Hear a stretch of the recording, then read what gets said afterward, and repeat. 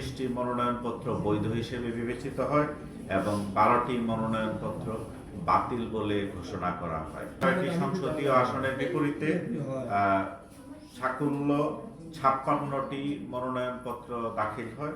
তার মধ্যে 44টি মনোনয়নপত্র বৈধ হিসেবে বিবেচিত হয় এবং 12টি মনোনয়নপত্র বাতিল বলে ঘোষণা করা হয়। ধন্যবাদ এবং কৃতজ্ঞতা জানাই এখানে আমাদের সরকারের বিভিন্ন বিভাগ থেকে কর্মকর্তাবৃন্দ এখানে উপস্থিত ছিলেন।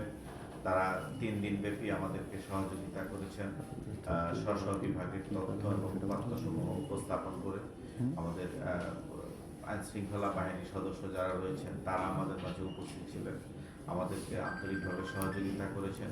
এখানে প্রিন্ট এবং ইলেকট্রনিক মিডিয়ার যারা কর্মী যারা রয়েছেন, সাংবাদিকবৃন্দ যারা রয়েছেন, তারা আমাদের এই যে কার্যক্রমটি অত্যন্ত সুন্দরভাবে তারা প্রকাশ করেছেন, প্রচার করেছেন। এই জন্য আমরা তাদের প্রতি ধন্যবাদ এবং কৃতজ্ঞতা জানাচ্ছি এবং একই সাথে আমরা আশাবাদী আমাদের যারা মনোনয়নপত্র যাদের বৈধ হয়েছে তারা নির্বাচনী যে প্রচারাভিযান সেটি কিন্তু আমাদের প্রতীক বরাদ্দের পর থেকে